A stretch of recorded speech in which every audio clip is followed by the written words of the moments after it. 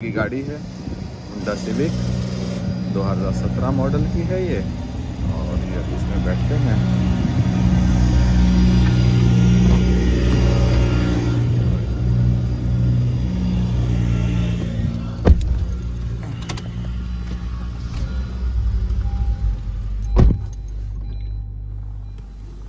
चलिए, यहाँ पे क्या है कि गाड़ी ज़ाहिर है रात से खड़ी हुई है, तो अभी इसको थोड़ा सा वार्म अप करेंगे और इसके बाद फिर आगे चलते हैं।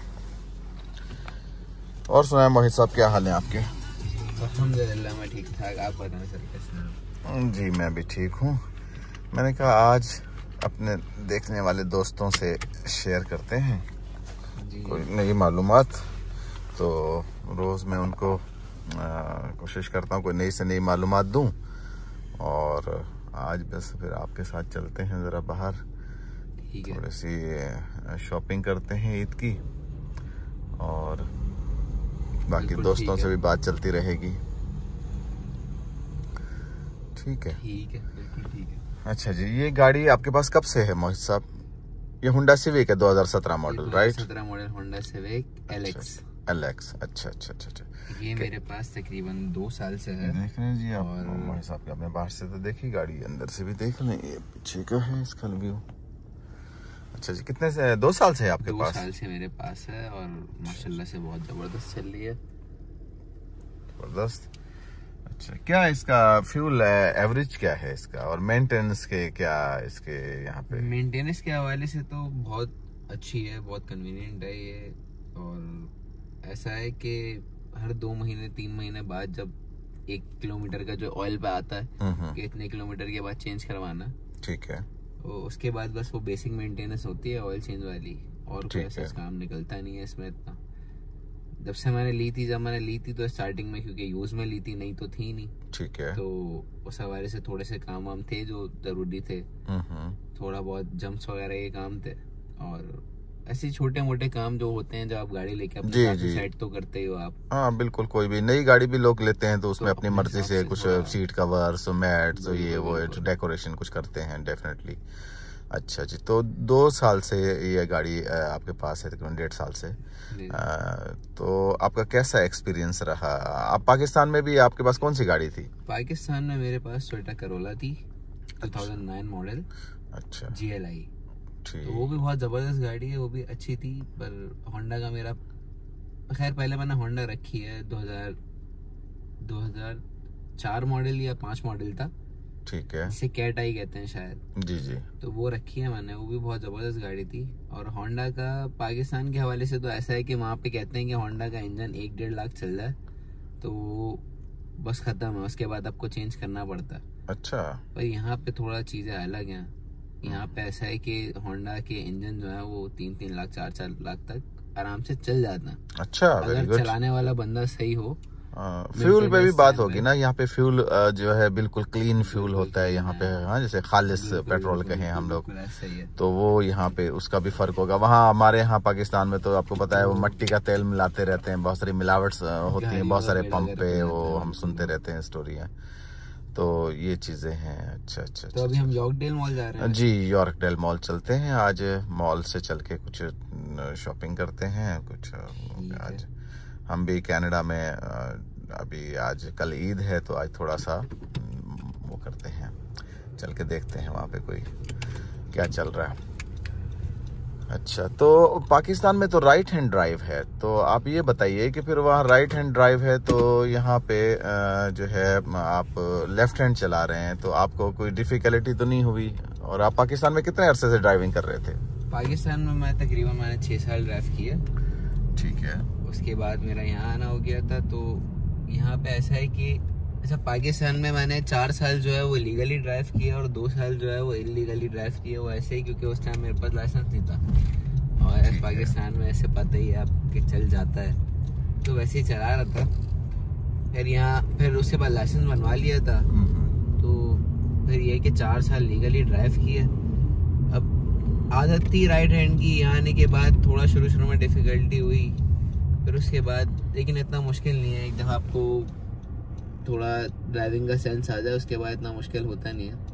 अच्छा, तो मतलब यानी कोई खास डिफिकल्टी नहीं होती अगर राइट से हैंड चलाते हैं तो यहाँ आके आपको लेफ्ट हैंड चलानी पड़ रही है, तो कोई ऐसा सच इशू नहीं है? ऐसा कुछ नहीं, थोड़ा सा सिग्नल्स वगैरह में मसला हुआ क्योंकि एक तो यहाँ पे इंडिकेटर वगैरह देते थे, उस उधर का राइट पे होता था, उधर का लेफ्ट पे, तो अक्सर इधर ऑन करता था तो वाइपर ऑन हो जाते थे। अच्छा, हाँ ये सही कह रहे हैं आप। और बाकी एक रोड पे एक मेन चीज यहाँ पे ऐसी है कि वहाँ सिग्नल खुलता था तो आप लेफ्ट राइट जा सकते थे, एक ही साइड का खुलता था। जी बिल्कुल। अब यहाँ पे 2 वे सिग्नल खुलता है, मतलब जो सामने आने वाली रोड है वो भी आएगी, जब ग्रीन होगा तो मैं भी जाऊंगा। अब जैसे मुझे लेफ्ट मुड़ना है तो उसके लिए मैं क्या करूंगा, इस चीज पे बड़ी कंफ्यूजन थी शुरू में। काफी लोगों ने हॉर्न भी दिए कि भाई ये थोड़ी सी गलतियां की, क्योंकि समझने में अक्सर बंदा भूल जाता है ये चीज ना। जी तो उस पे थोड़ा सा होता था।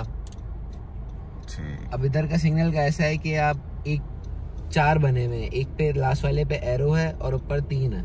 हाँ सामने सिग्नल, अच्छा मैं दिखाता हूँ जरा क्लोज अप करके। ये जी यहाँ पे 4 लाइट्स होती हैं, एक नीचे एरो जलता है जो राइट वालों के लिए है, फिर वो एरो जब बंद होता है तो फिर वो सामने वाली गाड़ियां भी जो सामने खड़ी हुई हैं आने वाली वो भी आएंगी। अभी जैसे सिग्नल खुलेगा सामने तो पहले ये एक नई चीज है ना, ये आपको यहाँ नई चीज लगी होगी ये कनाडा में।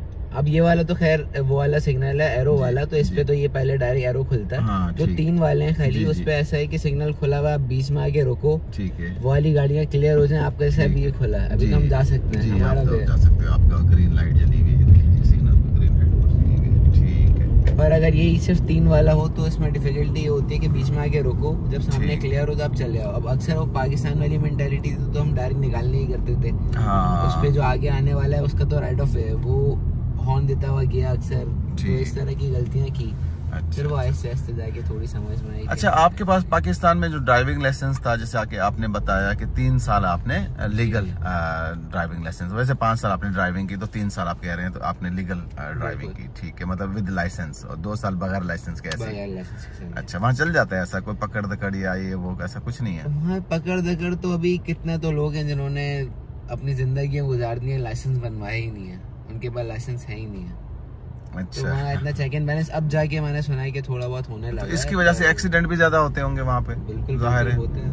अच्छा, उस टाइम वो चीज करते हैं बुरी तो नहीं लगती, उस टाइम तो अच्छा है कि यार अंडर एज गाड़ी चला लेते हैं, लेकिन वो चीज देखा जाए तो अब इतना है कि यार वो गलत है, पर हमने अपना टाइम तो निकाल लिया। सही। अच्छा, यहाँ आने के बाद आपको ड्राइविंग लाइसेंस बनाने के लिए क्या मामला पेश आए? आपका ड्राइविंग लाइसेंस ज़ाहिर है वही आपका पाकिस्तानी ड्राइविंग लाइसेंस तो डेफिनेटली यहाँ पे नहीं चलता होगा, क्योंकि लेफ्ट राइट हैंड का भी फ़र्क है, और इनका मेरा ख्याल है कोई ऐसा नहीं है कि जो आपका वो पाकिस्तानी लाइसेंस यहाँ पे चले कनाडा में। तो उस हवाले से आपने कैसे यहाँ पे अपना लाइसेंस अप्लाई किया, या क्या चीज़ें रिक्वायर्ड थी आपको, क्या क्या चाहिए था? लाइसेंस बनवाना यहाँ पे बहुत आसानी रही है उस पर, क्योंकि हमें हमारे फादर ने ये बता दिया था कि आपको ऑथेंटिसिटी लेटर करके एक चीज है जी, जो आप अपने लाइसेंस की करवाते हो उधर से, पाकिस्तान से। अच्छा, अपनी कंट्री से, ठीक है, कंट्री से।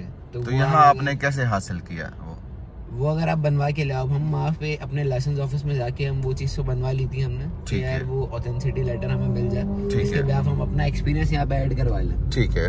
तो हम वो बनवा के ले आए थे, लेकिन यहाँ वाले गवर्नमेंट ने, यहाँ लाइसेंस ऑफिस ने वो चीज एक्सेप्ट नहीं की। अच्छा, ठीक है, वो यहाँ की एम्बेसी से वेरीफाई नहीं थी। अच्छा, ठीक है।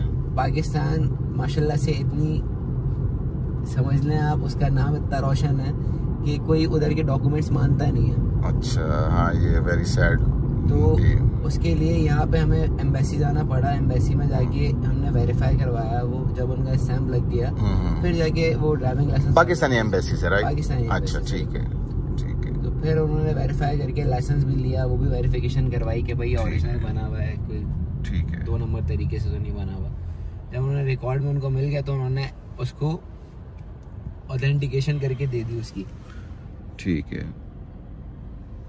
फिर उसके बाद आराम से एक्सपीरियंस था, वो उन्होंने तकरीबन 3 साल का वहाँ का एक्सपीरियंस ऐड कर दिया था ड्राइविंग लाइसेंस में। तो यहाँ पे 3 कैटेगरीज हैं, जैसे कि सबसे पहले G1 है, G2 है, G3 है। G1 के 8 महीने की रिस्ट्रिक्शन है, उसके बाद जाके आप G2 के लिए अप्लाई करते हो, जो कि आपका एक नॉर्मल लाइसेंस कहलाता है। फिर उसके बाद आप उसके कुछ टाइम बाद जाके फिर आप G के लिए अप्लाई करते हो, जो कि फुल लाइसेंस कहलाता है, ठीक है। पर ऐसा रहा कि हमारा एक्सपीरियंस ऐड हो गया था, तो उस पर उन्होंने G1 के फौरन बाद हमें ऐसा था कि आप टेस्ट बुक कर लो, आप पे कोई। G1 में क्या चीज होती है, थोड़ा सा बताएंगे आप? वो कंप्यूटर टेस्ट है, आपका नॉलेज टेस्ट कहलाएगा। उस पे आपको सारे ये सिग्नल्स वगैरह ये सारी चीजें समझाते हैं। अच्छा अच्छा, इशारे वगैरह, ये रूल्स रेगुलेशन जो लॉ है या क्या है। अच्छा ठीक है, तो ये G1 हो गया। तो पहले ये कंप्यूटर का टेस्ट देना होता है, ठीक है। इसमें अगर पास हो जाएंगे तो आपको G1 मिल जाएगा। तो उसके बाद अगर आपके पास एक्सपीरियंस है तो आप डायरेक्ट G2 का एग्जाम दे सकते हैं। अच्छा, G भी दे सकते हैं। अच्छा ठीक, तो आपने पहले G दिया था, G2 दिया था? पहले G2 दिया। ठीक है। तो मुझे ये हुआ कि G2 में अगर आपने एक दफा G2 दे दिया और आप G2 में फेल हो गए तो उसके बाद ऐसा नहीं है कि आप डायरेक्ट G पे जाएं। वैसे आप ऐसा है कि G1 के बाद G दे सकते हैं, ठीक है। पर अगर आपने G2 देना चाहा और उसमें फेल हो जाते हैं तो फिर G2 लाजिम हो जाएगा आप पे कि आपको वो देना ही देना। अच्छा, तो आपने पहले G2 दिया? मैंने गलती ये की, मुझे डायरेक्ट G देना चाहिए था क्योंकि मैं हाईवे की ड्राइविंग में ज्यादा अच्छा था। अच्छा। पार्किंग वगैरह में थोड़ा लेफ्ट राइट की कंफ्यूजन थी तो उसकी वजह से थोड़ा प्रॉब्लम हो रहा था। पर यह है कि मैंने G2 दे दिया, उसमें उन्होंने वो सारी पार्किंग वगैरह सारी करवाई, तो उस इशू के चक्कर में मुझे उन्होंने कर दिया था फेल। ओके, फिर उसके अगर सपोज फेल हो जाए तो उसके बाद क्या करना होता है? उसके बाद अब मैंने सोचा कि मैं डायरेक्ट G दे देता हूँ क्योंकि वो हाईवे मैं पता है कि तो उन्होंने कहा नहीं, अगर आप G2 में फेल हो गए तो आपको दोबारा से G2 ही देना है। ओके, तो फिर उसके बाद मैंने G2 दोबारा दिया, वो पास हुआ। फिर उसके कुछ टाइम बाद हाथ और ज्यादा सही हो गया तो फिर मैंने जाके G बनवा लिया था फौरन। अच्छा, इसमें एक चीज सबसे अच्छी लगी कि टाइम की कोई रिस्ट्रिक्शन नहीं रखी इन्होंने। मतलब आप जैसे मर्जी अपनी जो अवेलेबिलिटी है, आप जब आप टाइमिंग अपनी देखते हो, जिस दिन आप फ्री हो उस हिसाब से आप टाइम बुक करते हो, ठीक है।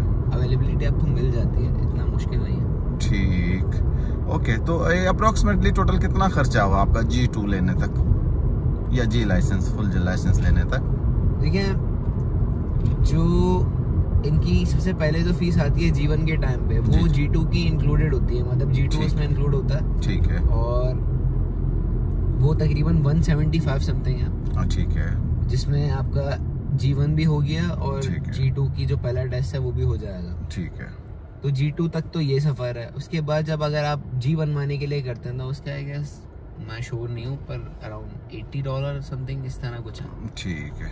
और ये है कि आपको ट्रेनिंग यहाँ पे थोड़ा ज़रूरी हो जाता है क्योंकि अगर आप एक्सपीरियंस आपके पास है भी और आप बहुत पुराने ड्राइवर हैं भी, फिर भी मेरा मशवरा ये है कि आप यहाँ आने के बाद कम से कम ड्राइविंग इंस्ट्रक्टर से 3 से 4 क्लासेस तो ले ही लें। हाँ, क्योंकि यहाँ के रोड का फिजिकल चलाना, यहाँ का सिस्टम, टर्निंग, जैसा कि लाइटें हैं यहाँ सामने जैसे बहुत डिफरेंट होता है अपनी कंट्री इंडिया पाकिस्तान या वहाँ के हिसाब से, यहाँ एशिया से यहाँ बहुत चेंजेस हैं, वो तो हैं, बिल्कुल आप सही कह रहे हैं। अच्छा मोहित, आप ये बताइए कि आप क्या करते हैं यहाँ पे कनाडा में? आपका क्या है, आप जॉब करते हैं या स्टडी कर रहे हैं या क्या आपका यहाँ पे चल रहा है? मेरा फिलहाल तो अभी ऐसा है कि जॉब चल रही है, फुल टाइम जॉब कर रहा हूँ मैं अभी। अच्छा, ठीक है। अमेज़न के डिलीवरी स्टेशन में वहाँ सॉर्टेशन का काम होता है। अच्छा अच्छा अच्छा, तो अमेज़न बहुत बड़ा नाम है। अमेज़न हर जगह इनके बड़े बड़े वेयर हाउस बने हुए हैं और सारा बहुत नाम है, तो बहुत बड़ी कंपनी है अमेज़न। तो आप उसमें काम कर रहे हैं, कितने टाइम से आप उसमें हैं? मुझे तकरीबन 10 महीने हो गए अभी फिलहाल अमेज़न में काम करते हुए। अच्छा, उससे पहले मैंने एक और जगह काम किया था, मैग्ना, क्योंकि अभी जब आप नए नए यहाँ पे आए होते हो जी तो आपकी अगर आप एक्सपेक्टेशन रखते हो बहुत बड़ी जॉब की हो तो उसके लिए आपको काफ़ी सारी अपनी जो एजुकेशन आप लेके चल लेते हैं उसके हिसाब से आपको कोर्सेज वगैरह करने पड़ते हैं। तो आप डायरेक्ट तो अपनी एक्सपेक्टेशन उतनी नहीं रखो, अगर मिल जाए तो वो तो बहुत अच्छी बात है, ठीक है।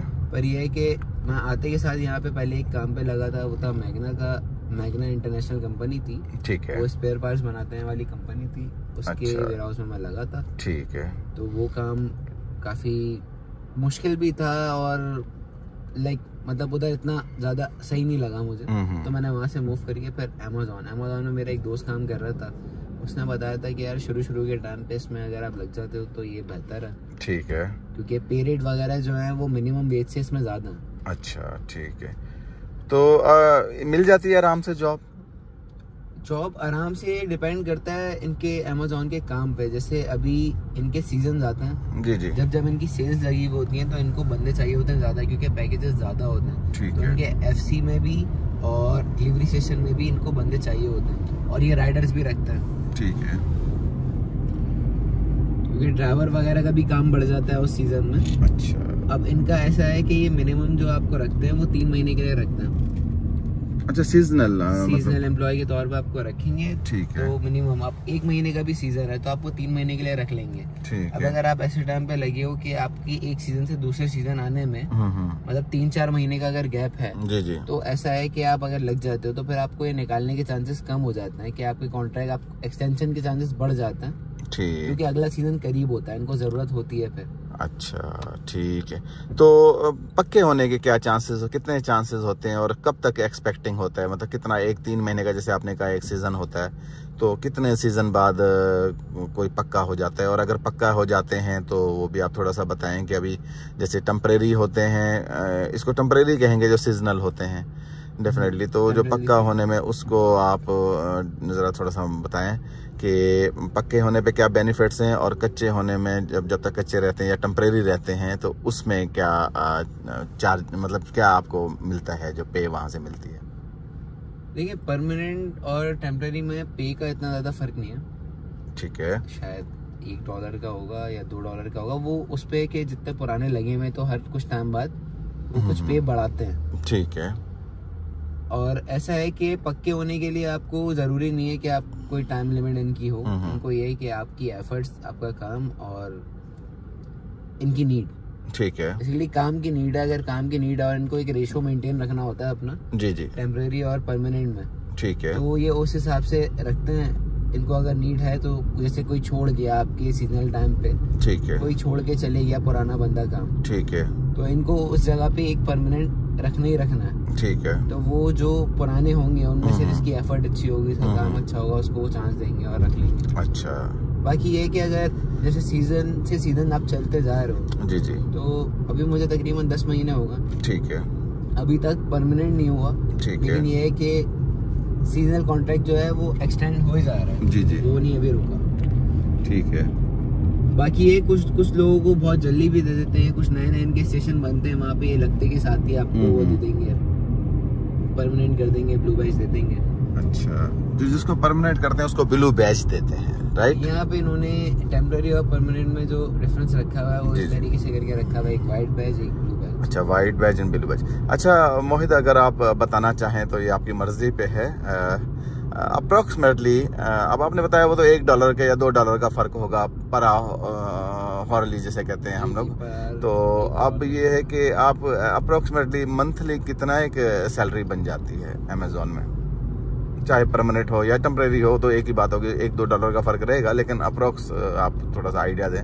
देखिए, अगर बेसिक की बात की जाए तो जैसे अगर आप 40 घंटे आपको मिलते हैं जी, और आप 40 घंटे के हिसाब से ही काम करते हो हर हफ्ते, ठीक है, उसमें 2 तरह का स्केड्यूल होता है, ठीक है। एक होता है आप 4 दिन जाओ, ठीक है, हफ्ते में, वीक में सिर्फ 4 दिन जाओ और 3 दिन ऑफ लो, ठीक है, उसमें आपके वो 40 घंटे पूरे हो जाते हैं डेली 10 घंटे की शिफ्ट पे, ठीक है। और दूसरा इनका है कि आप 8 घंटे की शिफ्ट ले लो और 5 दिन चले जाओ, ठीक है। तो उस पे तकरीबन आपके एक लमसम अगर मैं आपको बताऊं तो मंथली 3,200 3,300 तक बन जाता है, ये नॉर्मल, मतलब जो 40 घंटे पर वीक है बेसिक। और अगर आप चाहो यानी हर वीक में एक दिन ओवर टाइम कर लो, सपोज आप 5 की बजाय 6 दिन काम कर लो, ठीक है, या 12 घंटे वाली हो तो आप 5 दिन काम कर लो, यानी हर हफ्ते में एक दिन बढ़ा लें, तो आपके अगर 4 दिन बढ़ जाएं और 4 दिन की ओवर टाइम अगर हम इसमें डालें तो से ऊपर जो पे बनता है जी, वो उसके 1.5 गुना पैसे होता है, ठीक है। लाइक अगर आपके पर डे जैसे $200 बनता है, ठीक है, तो उस दिन के आपके 350 इस तरह बनेंगे। अच्छा, तो इसका मतलब है अगर 4 दिन बंदा वो ओवर टाइम कर ले महीने में तो 1,000-1,200 का और आसरा, और मतलब 4,500-4,000 तक बन जाएंगे। अच्छा, वेरी गुड, अच्छी सैलरी है जी जी। वो भी बिजनेस नीड के ऊपर है उनकी। हाँ, अगर जरूरत है ओवर टाइम की तो जब भी ज़ाहिर करेंगे। ऐसे तो नॉर्मल हम ये रखें कि 3,032-3,300 मतलब एक नॉर्मल जो बन जाता है। चलें, ये एक फिगर सामने आया। चलें, और इसमें जो कुछ बेनिफिट्स पक्का होने पे हैं, उसके कुछ बेनिफिट्स अमेज़न बेनिफिट्स के हवाले से बहुत अच्छा है। ज़्यादातर लोग जो इधर काम कर रहे हैं वो जी, ऐसा है कि वो बहुत कम ही आते हैं इधर, अपॉर्चुनिटी आती रहती है। जैसे अगर आपको इनकी बिजनेस नीड नहीं है तो ये आपको ले ऑफ नहीं देते, आपको ये आप कहेंगे कि आपकी A to Z ऐप होता है, उसी पे सारी चीज़ें होती हैं, तो उस पर ये बता देते हैं कि भाई ये अपॉर्चुनिटी आई हुई है वॉलंटरी टाइम ऑफ की, तो आपको वो पेड तो नहीं है, पर ये आपको ऑफ मिल जाएगा अगर आप वो लेते हो। तो आप आराम से छुट्टी कर लिया आपने, कोई मसला भी नहीं हुआ।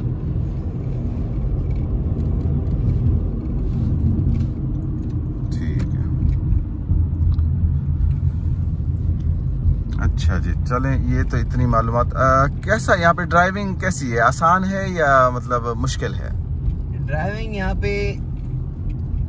पे नो रश ड्राइविंग है, नो रश, लाइक बिल्कुल सुकून से चलानी है आपको। जैसे मैं बैक होम करके आया हूँ पाकिस्तान में, जी जी। वहाँ ऐसा होता था कि बाइक से इधर से निकालनी है, उधर से निकालनी है, एक गाड़ी चलाते हुए एक टेंशन सी रहती थी। मतलब क्योंकि अगर आप एक रोड पे अपनी जगह पे आप चलाते रहो एक स्पीड के ऊपर, तो आपको पीछे वाले नहीं चलने देंगे। अच्छा। वो कोई हॉर्न मारेगा, कोई कट मारता हुआ चले जाएगा, तो आपको उन्हीं के हिसाब से वैसी ड्राइव करनी है। जैसे बाकी गाड़ियां चल रही हैं, आपने साथ साथ चलना है, एक यानी स्पीड उसी स्पीड से कम पे भी नहीं चला सकते, पीछे वाले परेशान करेंगे, और स्पीड से ज्यादा भी नहीं चला सकते, पुलिस वाले परेशान करेंगे। चलें, ये अच्छी आपने बात बताई। यहाँ पे आने के बाद ये चीज समझ आई कि यार शुरू में मेरी भी आदत थी, मैं ओवरटेकिंग वगैरह ज्यादा करता था। जी जी। मैं उसी हिसाब से चलाता था गाड़ी, क्योंकि मेंटालिटी बिल्कुल वहाँ वाली आपने जहाँ इतने टाइम ड्राइव की है जी, बिल्कुल, फिर आपको होता है कि आप उस हिसाब से सही।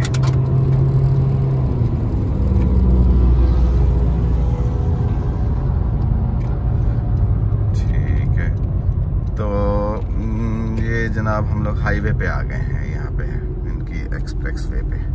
अच्छा, तो यहाँ पे मैंने एक चीज़ देखी कि ट्रॉले भी साथ चलते हैं, गाड़ियाँ, छोटी गाड़ियाँ, बड़ी गाड़ियाँ, सब एक साथ मिक्स चलते हैं। और जबकि हमारे उधर इवन के गल्फ में और पाकिस्तान में भी ट्रॉलों के लिए एक मखसूस लाइन होती है, वो उसमें चल रहे होते हैं। और उनकी टाइमिंग भी आई गेस थोड़ी डिफरेंट। हाँ, टाइमिंग रात में, शहर के अंदर रात में, लेकिन यहाँ तो मेरा ख्याल है 24 घंटे हम देखते हैं ना, कोई टाइमिंग नहीं है। कोई टाइमिंग नहीं है, इसके हवाले से कोई टाइमिंग देखी नहीं है अभी। और शुरू में तो देख के इनको डर लगता था, ये क्या इतने बड़े बड़े किस तरीके के ट्रॉले हैं। अच्छा। और इनके साथ गाड़ी चलाते हैं। जी जी। अच्छा, आपका स्टेटस क्या है इस कनाडा के अंदर, इस कंट्री में आपका क्या स्टेटस है इस वक्त? इधर मैं लैंडेड पीआर कहलाऊंगा यहाँ पे। अच्छा, लैंडेड इमिग्रेंट हैं आप? ओके, लैंडेड इमिग्रेंट हैं, और हम लोग सीओपीआर पे यहाँ पे आए थे डायरेक्ट। अच्छा, ठीक है। कि हमारे फादर ने अप्लाई किया हुआ था यहाँ पे हमारी पूरी फैमिली का। ठीक।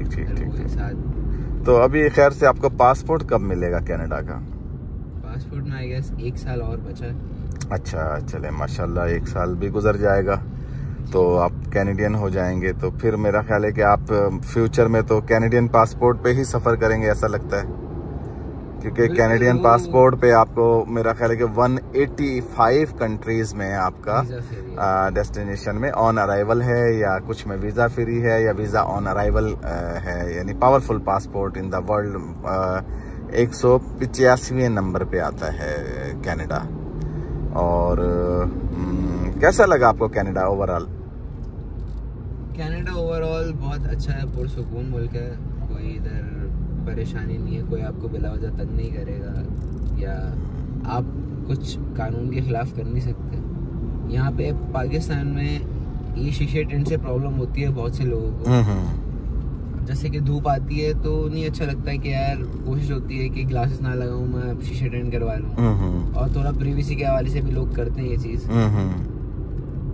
तो मैं वहाँ पे ये करवाता था, अब मैंने करवाए हुए थे, पर ये वहाँ पे लीगल नहीं है। ठीक है। वहाँ पे पहले तो लीगल होते थे, परमिट बना के देते थे काली शीशों का। ठीक है। बाद में सुनने में आया था कि वो परमिट उन्होंने बैन किया हुआ, परमिट बन ही नहीं रहे, जो परमिट जिनके पास है उन्होंने फेक बनवाया है। ओह अच्छा। तो ऐसा है कि अब वहाँ पे अलाउ नहीं है। अब वहाँ पे आप हल्के अगर टिंट भी करवाते हो, इसमें आपकी शक्ल अगर बाहर से कोई देखे तो दिख जाएगी, लेकिन थोड़ा एक शेड आया था। जी जी। वो चीज़ अलाउ नहीं रखी हुई, उस पर चलान है, उसको आप लेके अगर आप शहर में घूमते हो, आपको हर वक्त कोई ना कोई तंग करता रहेगा, पुलिस वाला जगह जगह रोकते रहेंगे। ठीक है। अब यहाँ पे मैं आके मुझे यही सवाल था कि यार टेंट करवाना है, तो मैं शॉप पे गया, जाके मैंने पता किया टेंट के हवाले से, तो उसने मुझे कहा, मैंने उससे पूछा कि यार इधर लीगल है, तो उसने मुझे एक लिमिट बताई कि इतने ये परसेंट की अगर आप करवाते हो तो ये लीगल है। ठीक है। मुझे लगा कि ये शायद बहुत कम होंगे। मैंने उससे बोला कि यार जो मैक्सिमम हो सकता है ना लिमिट के हवाले से, जी, जिसमें मुझे पुलिस वाले तंग ना करें, ठीक है, या कोई इलीगल काम ना हो, ठीक है, तो आप वो कर दो। ठीक है। तो उसने इतने कर दिया कि शायद पिछला वाला जो है बैक वाला वो 70% है, साइड वाले जो दोनों है ये भी 70% है पीछे के, और जो फ्रंट वाले दोनों है ये आई गेस 50% या 25% है, मैं श्योर नहीं हूँ। पर उसने इतने मैक्सिमम कर दिए कि, और मुझे ये चीज से बड़ी खुशी हुई कि यार ये लीगली तौर पे एक काम हुआ। हाँ अच्छा, ये मतलब कोई फिक्र नहीं है आपको? कोई फिक्र नहीं है। अच्छा, यानी ये गाइडलाइन है उन्होंने दी हुई, और जो ये टिंट करते हैं टिंटेड विंडो, तो उनको भी पता है ये गाइडलाइन, ये कानून है, उसके हिसाब से वो बड़ी अच्छी चीज है, ये बहुत अच्छी चीज है। इनफैक्ट यहाँ पे अगर आपको शौक है जैसे गाड़ी मॉडिफाई वगैरह करते हैं, जी, तो वो आपको बताएंगे कि आप गाड़ी इतनी लो करवा सकते हो, इतना लाउड एग्जॉस्ट आपको अलाउ है, इससे ज्यादा लाउड होगा तो नहीं। उनके पास इक्विपमेंट दिए हैं जो पुलिस वाले हैं आके, अच्छा, वो अपनी व्हीकल में इक्विपमेंट्स रखते हैं कि यार अगर आपकी गाड़ी बहुत ज्यादा लाउड हो रही है तो उसमें वो नॉइस के लिए कुछ लगा के रखेंगे कि यार इतनी लाउड अलाउ है। मतलब आप शौक है आपको एग्जॉस्ट लगाने का, आपको भारी स्पोर्ट्स कार अपनी कार को बनाने का, तो आप बनाओ, आपको इजाजत है, बस वो एक कायदे में रह के कि ज्यादा आप ज्यादा लो नहीं करवा दो इतना कि आप वो रोड को डैमेज कर रहे हैं आप किसी चीज को। तो उन्होंने हर चीज की एक लिमिट बताई हुई, आपके शौक के लिए उन्होंने छोड़ा हुआ आपको कि आप करो पूरे। अच्छा मोहित साहब, आप ये बताइए कि आप कनाडा में हैं, अब अप्रॉक्स आपको 2 साल होने वाले हैं, 1.5 साल से ज्यादा हो गए, तो आप पाकिस्तान की क्या चीज मिस करते हैं? दोस्त तो ऑफ कोर्स, दोस्त तो सारे ही मिस करते हैं जो यहाँ आते हैं अपने दोस्तों को छोड़ के आते हैं। दोस्त और रिश्तेदार, क्योंकि यहाँ पर आके सबसे ज्यादा जो कमी महसूस होती है वो इन्हीं 2 चीजों की होती है कि आपको अपना कल्चर थोड़ा कम दिखता है यहाँ पे। खैर कनाडा में आके इतना है कि आसपास जो सोसाइटीज बनी हुई है उसमें पाकिस्तानी बहुत सारी जगह है, जैसे मस्जिद हो गए, आप वहाँ जाते हो तो आपको अपना कल्चर दिखता ही है। बाकी रिश्तेदार और दोस्तों को सबसे ज्यादा होता है क्योंकि पुराने दोस्त जो होते हैं वो एक शुरू से साथ चलते हुए होते हैं, स्कूल वाले, तो वो एक अलग उनसे बात होती है। सही। तो रिश्तेदार हैं। बाकी मेरी यहाँ पे फैमिली है पूरी, तो अल्हम्दुलिल्लाह सुकून में हूँ कि उस साइड से मैं थोड़ा वो हूँ। और जो स्टूडेंट्स यहाँ पे आए हुए हैं उनको देख के काफी अफसोस भी होता है इस चीज पे, क्योंकि ये काफी मुश्किल है अकेले यहाँ पे सरवाइव करना, क्योंकि यहाँ आपके पास कोई भी मुश्किल है, कुछ भी है, आप किससे मदद मांगने जाओगे? सही बात है। हाँ, यहाँ क्योंकि हर बंदा इतने वो नहीं होता, मसरूफ होता है अपनी जिंदगी में, हर बंदा नहीं होता बिल्कुल बेटा। सही, बिल्कुल, ये तो है। तो आपको मतलब दोस्त और रिश्तेदारों की ज्यादा फीलिंग होती है, और खाने पीने की चीजें सारी मिल जाती हैं जो पाकिस्तान में मिलती हैं, वो टेस्ट वगैरह सारा कुछ। अच्छा, आपको कहूँगा कि कॉम्प्रोमाइज है, आपको करना पड़ेगा वो। और वो किस लिहाज से? मिसाल के, अच्छा, टेस्ट के हवाले से आपको प्योर पाकिस्तानी टेस्ट नहीं मिलता, आपका कहने का मतलब है? वो अगर ढूंढने निकलते हो, अब बिरयानी अगर आप कह दें कि यार कराची वाली यहाँ मिल जाए, अच्छा, ऐसा पॉसिबल नहीं है। अच्छा, वेरी गुड। क्योंकि यहाँ पे एक तो पाकिस्तानी यहाँ पे इतने ज्यादा आते नहीं है। इंडियन के हवाले से मैं ये कहूँगा कि उनके यहाँ पे जो आपके भाई, अगर आप देख रहे हो कोई इंडियन व्यूवर देख रहा है, तो आपको जो आपके मतलब का खाना है वो आपको मिल जाएगा यहाँ पे। अच्छा, वेरी गुड, ठीक है। क्योंकि ब्रैम्पटन में लोगों ने जो इंडिया से आए हैं यहाँ पे, जी, पूरी फैमिलियां मूव हुई हैं, उन्होंने यहाँ आके अपने बिजनेस किए हैं और वो बिल्कुल सेम इंडिया वाला टेस्ट दे रहे हैं। तो मेरे काफी दोस्त हैं, वो मुझे अक्सर मैं उनके साथ जाके खाया करता हूँ, तो उनका जो टेस्ट है वो बोलते हैं कि बिल्कुल इंडिया वाला है, कोई फर्क नहीं है। अब हम ये है कि हम इंडियन खानों में हम वो तो खा लेते हैं, जी, वेज खाने तो हम खा सकते हैं, जी, नॉन वेज पे ये होता है कि हलाल और हराम का वो आ जाता है। हाँ, तो ठीक। वो भी काफी इंडियन रेस्टोरेंट ऐसे हैं जिन्होंने वो अपना सर्टिफाई करवाया हुआ है हलाल के उस पे, और वो जो मीट वगैरह वो हलाल लेते हैं। अच्छा। तो ये कि वहाँ से हम जाके खा भी सकते हैं बिल्कुल। बाकी टेस्ट में इंडियन खानों में और पाकिस्तानी खानों में वो अपनी जगह अच्छे हैं, लेकिन हमें शुरू से पाकिस्तानी खानों की आदत है, तो हम ज़ाहिर है अपने जो ट्रेडिशनल खाने होते हैं, हर किसी को अपने खानों पे ही ज़्यादा वो होता है।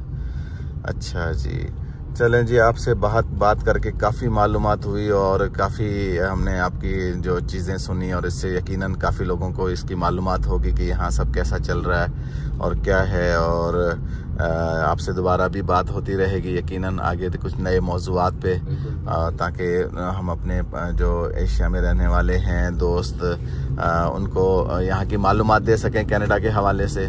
तो ये हमारे चैनल है यूट्यूब का, इसका पर्पज़ ही यही है, इन्फो कैनेडा 111, ताकि हम मैक्सिमम लोगों को ये मालूमात दे सकें। तो आपका बहुत बहुत शुक्रिया, अपना ख्याल रखें और आपसे फिर दोबारा जल्द मुलाकात होगी। ओके दोस्तों, सबको सबसे अब इजाज़त चाहेंगे। सब लोग अपना ख्याल रखें और फिर मिलते हैं अगली नई वीडियो में आपके साथ। Okay, bye bye, take care, bye कह दें आप भी। Bye bye.